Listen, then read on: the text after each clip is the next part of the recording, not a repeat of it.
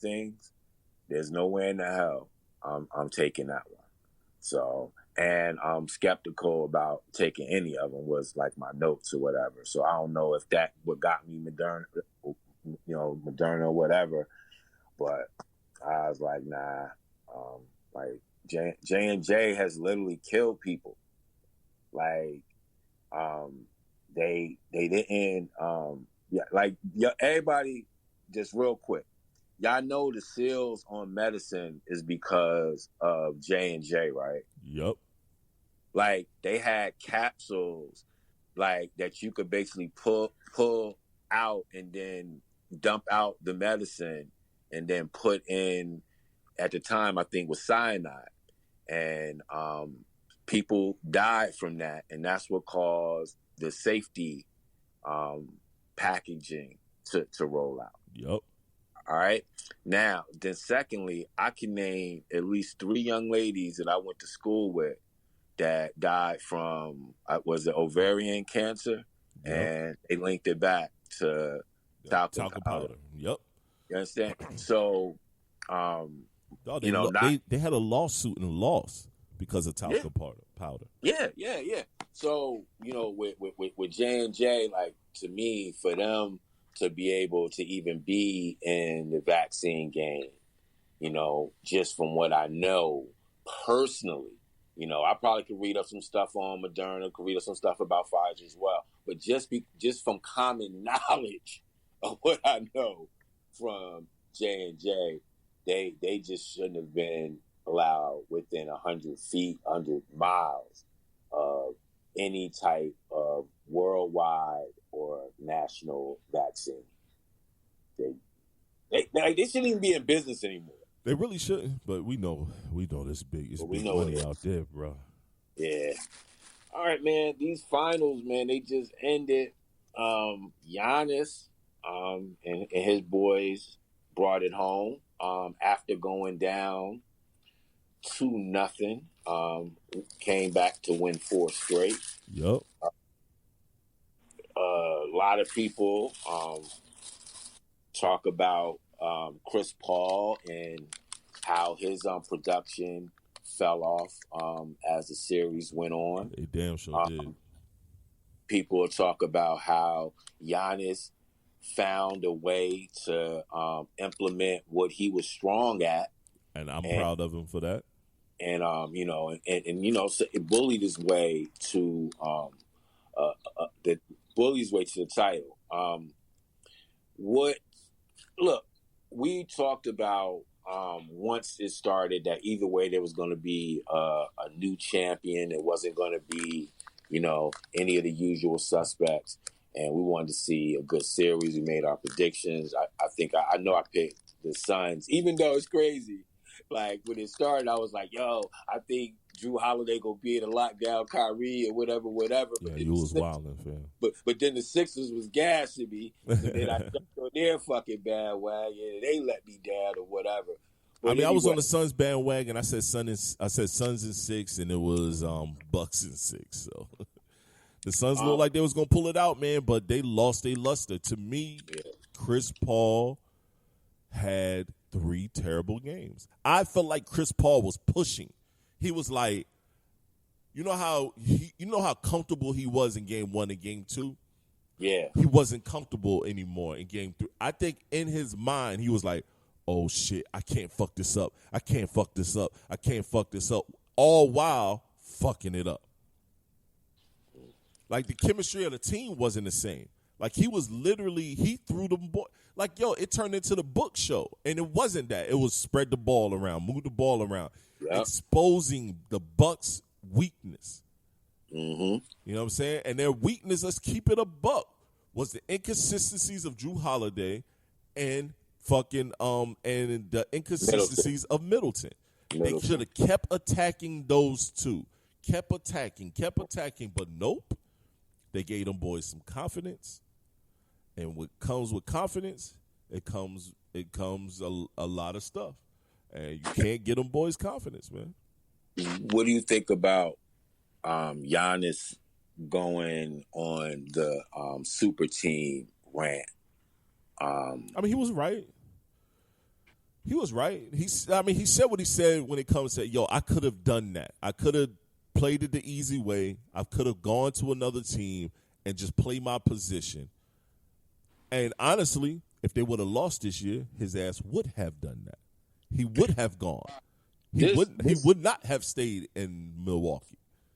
This is where, like, I get what he's saying. But he's shooting his shot at the Nets. People try to make it a LeBron thing. It wasn't that.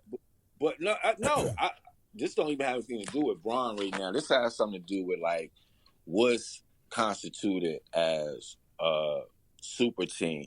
That shit the Nets did. Let me just read off some salaries to you. All right. 5 years, 177. That's Ben Simmons. Right. 5 years, 147. That's Joel Embiid. Mm-hmm. He had to take less because injuries, things like that, but they still had to give him a bag. Right. Kyrie, 4 years, 164. KD, 4 years, 164. Chris Middleton. I knew you was going to do this shit. I knew it. 5 years, $177.5 million. Uh-huh. Drew Holiday, 4 years, $134.9. Wait, and let me finish.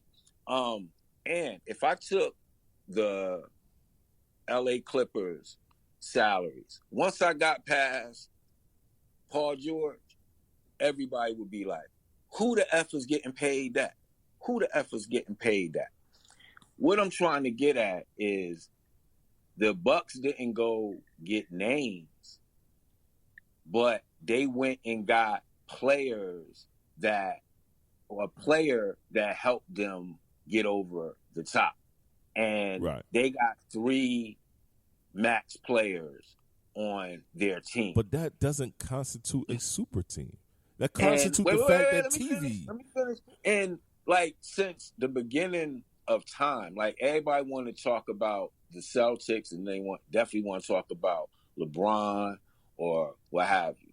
Let's take my Lakers early in the day, all right? They had Magic. They had Norm Nixon in the backcourt. Basically, they both play the same position. Norm Nixon was an all-star before Magic Johnson even came into the league, all right? So you had to figure out some way for them to play together or get rid of one of them. They trade Norm Nixon to the Clippers for the in exchange for the number 1 pick. They draft who? James Worthy.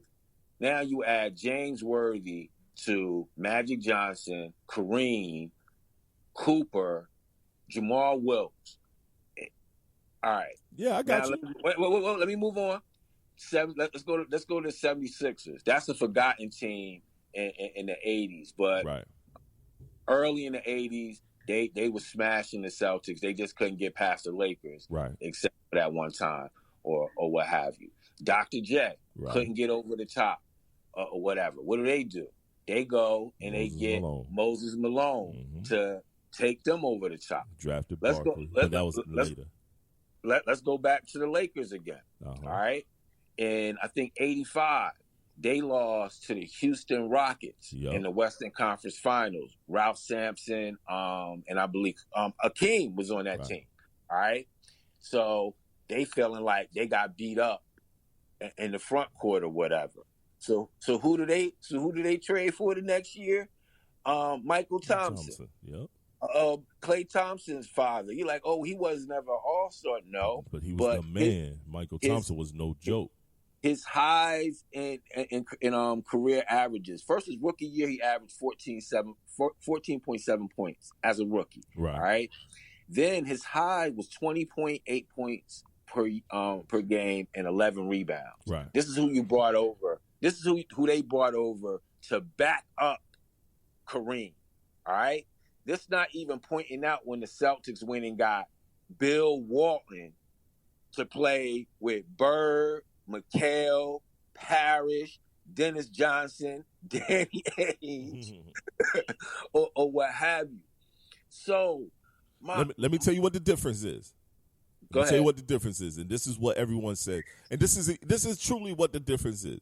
The difference is this.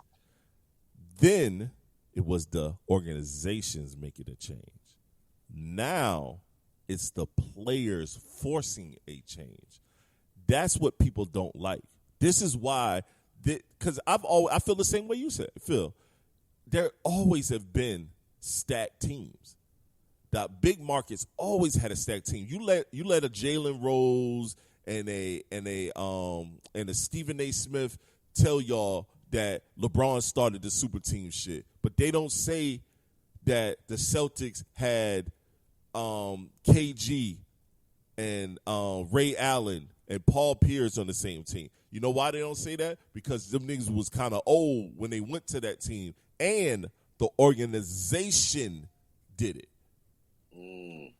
LeBron forced him and Bosh and all them came together and then went to the organization and said, hey, y'all should get us. I'm not going to go back to Cleveland. Bosh, I'm not going to stay with the Raptors. I'm going to go in free agency. Same thing with fucking KD when he left Oklahoma City. He was like, yo, I'm a free agent. Here come old boy from the Warriors.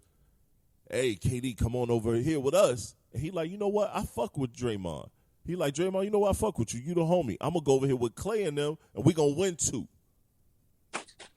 Even though y'all already won 1 without me, that's the issue now. It's the organizations. So in this case with Giannis, the organization won again because KD left, went to the Nets because of him and his homeboy, Kyrie, had a discussion. James Harden forced his way off a team just so he can go play with his boys.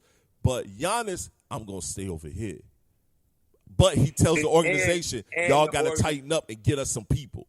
And because his team was built the traditional way. Yeah. Bruh, it's some bullshit. I'm with you. It's some bullshit. But I fucks with you. No. I don't agree. I don't agree neither. I like it, man. It's some high level bullshit. You know, but you broke that down. Like, yeah, you definitely that. But that's all I'm saying, man. Is that he has help. You know, it's just not the marquee names, and nobody was like, yo, you better trade me to Milwaukee. You know, like it's only one person that told him what you broke it down like how you said. Jalen Rose said, yo, you do have a big team, a big 3. No, it wasn't Jalen Rose. It was Steven Jackson. Steven Jackson. He said, you do have a big 3. And he was like, this is your big 3. But he broke it down in that manner as well because of what y'all getting paid. See, that it's always, bro, and that's why I hate a lot of these talking heads, these pundits, because Jalen Rose act like he never played basketball before sometimes. He act like he wasn't in the NBA. You know what I'm saying? And Stephen A. Smith act like he was in the NBA because he covered Allen Iverson and a few people talked to him. You know what I'm saying? Dog, they get these black players on TV and they say, like how KG and them acted when Kyrie stepped on that bum-ass, racist-ass leprechaun in the middle of the floor. Mm-hmm. How they act like they above players making their own decisions because they're not able to do it on their own. We get mad at LeBron because he said, I'm taking my talents to South Beach. Fam, I spent 8 seasons with this bum-ass team. Carried them from obscurity to the lights of everybody. And they still could not give me players. They gave me Booby fucking Gibson. So I go over here to the Mafia, a.k.a. Pat Riley, figure this shit out, lose the first year, but win back-to-back years, lose the 4th year, and I say, you know what? I'm going to go back to Cleveland and show these motherfuckers. Kyrie looked pretty decent.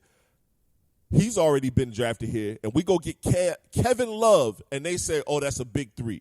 Kevin fucking Love, and y'all call that a big 3. because of Kevin fucking Love. Yo, the year before he got there, 20